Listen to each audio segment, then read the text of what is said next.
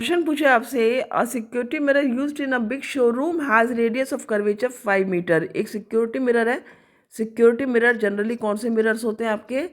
Convex mirror. तो big showroom में है, उसका रेडियस ऑफ कर्वेचर दिया है आपको 5 meter. Radius of curvature means क्या हुआ आपका? गिवन में क्या गया आपका? आर की वैल्यू है ये, R is 5 meter. If a customer is standing at a distance of 20 meter, यहाँ पर कस्टमर क्या हो गया आपका? ऑब्जेक्ट हो गया, और ऑब्जेक्ट की डिस्टेंस होगी 20 मीटर, यानी यू आपका क्या हो गया? नेगेटिव में आएगा 20 मीटर, क्योंकि you always is in negative, left side होता है आपका object. From the cash counter, तो कैश काउंटर से जो ऑब्जेक्ट की दूरी है या कस्टमर की दूरी है वो कितनी आपकी? 20 meter. Find the position, nature and size of the image formed in the security mirror. तो यहाँ पर सबसे पहले देखोगे, यू दिया है आपको, हाइट नहीं दी है ऑब्जेक्ट की, केवल यू दिया है, ऑब्जेक्ट डिस्टेंस, और मिरर कौन सा है? Convex mirror. उसका रेडियस ऑफ कर्वेचर दिया है, दैट इज आर। आर दिया है, इससे आप फोकल लेंथ निकाल सकते हो, फोकल लेंथ हो जाएगी इसकी। और कॉन्वेक्स मिरर है, कॉन्वेक्स मिरर की फोकल लेंथ की तरह आती है आपकी राइट हैंड साइड, यानी कि पॉजिटिव में। इमेज कहाँ फॉर्म होती है? पॉजिटिव में, यानी कि राइट हैंड साइड फॉर्म होती है बिहाइंड द मिरर। तो एफ आपका प्लस में आएगा, तो 5 मीटर को यू आर डिवाइडिंग बाई 2, तो कितना आ जाएगी आपकी? 2.5 मीटर, बट इन प्लस। तो F is given plus 2.5 meter, right. अब आप इसमें फॉर्मूला पुट करोगे, 1/v plus 1/u equals to 1/f। So 1/v हो जाता है आपका 1/f minus 1/u। 1/f is given 2.5 जो कि प्लस में है, माइनस u आपका माइनस में है, राइट। यहाँ तक करने के बाद आप क्या करोगे? इसमें इसका डेसिमल हटा सकते हो, यहाँ पर 10 कर लोगे, क्लियर। अंडर 100 आपने ले लिया इसका एलसीएम, क्या हो गया यहाँ पे? 25 4 और 40, this is minus minus plus हो जाएगा, 25 5, राइट। मीन्स आपका जो v की वैल्यू आ रही है वो कितनी आ रही है? तो यहाँ पर v की वैल्यू आ जाती है आपकी 1/v इक्वल्स टू 40 + 5, 45/100। तो v हो जाएगा आपका 100/45, कैंसिल कर लेते हैं इसको, 5 9 एंड 5 2 0। तो v इक्वल्स हो जाता है आपका 9 2 18.2.2 मीटर, राइट। 2.2 मीटर। देखो यहाँ पर जो v आया आपका वो 2.2 मीटर आया है। अब हम कैसे समझें कि हमारा आंसर सही है? तो हमारी फोकल लेंथ कितनी थी? 2.5 मीटर।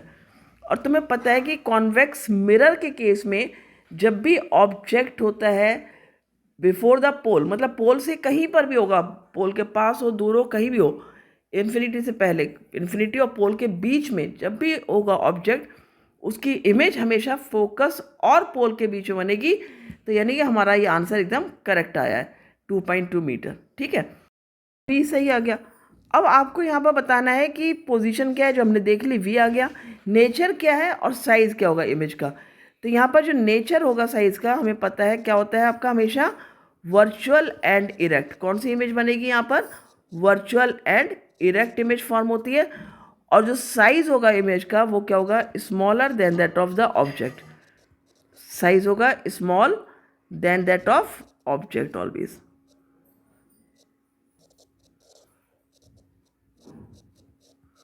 हमेशा साइज ऑब्जेक्ट से छोटा होगा इन केस जब आपका कॉन्वेक्स मिरर है, राइट। इस तरह आपका ए पार्ट कंप्लीट हो जाता है। यहाँ पर आपने वी भी देख लिया, आपने नेचर भी देख लिया, और आपने साइज भी देख लिया। Second part of the question, Neha visited a dentist in his clinic. Neha एक डेंटिस्ट के पास जाती है क्लिनिक पर। She observed that the dentist was holding an instrument fitted with a mirror. उसने क्या देखा कि डेंटिस्ट के हाथ में एक इंस्ट्रूमेंट है जिसमें कि एक मिरर लगा हुआ है। State the nature of this mirror. इस मिरर की आपको क्या बतानी है? नेचर बतानी है। कौन सा मिरर है, मीन्स कॉनकेव है या कॉन्वेक्स है।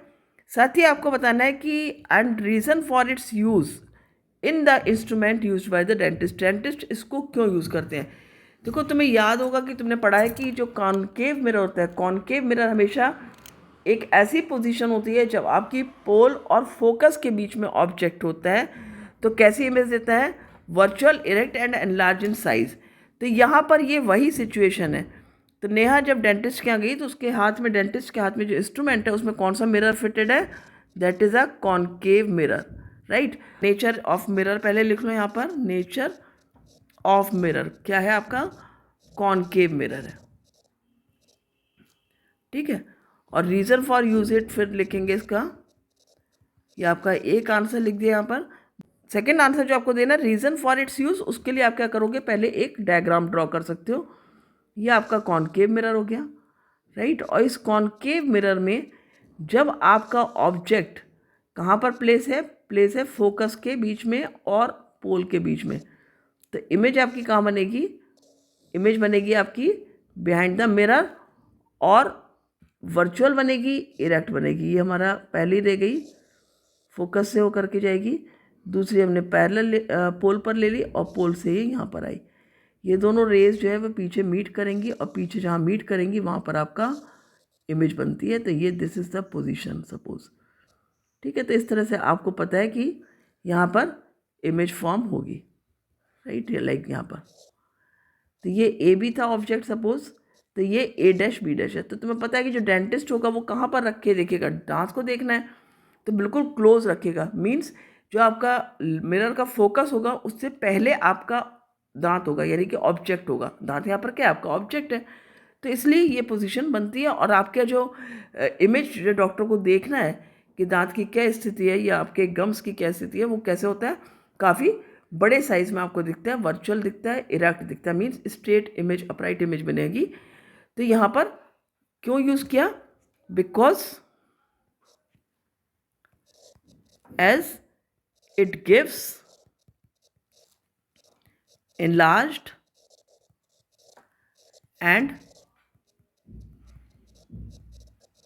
virtual and erect image, ठीक है। तो चूंकि इरेक्ट इमेज आ रही है, इरेक्ट आ रही है, इनलार्ज आ रही है, इसलिए डेंटिस्ट इसको यूज़ करते हैं अपने इंस्ट्रूमेंट में। क्लियर हो गया? गुड।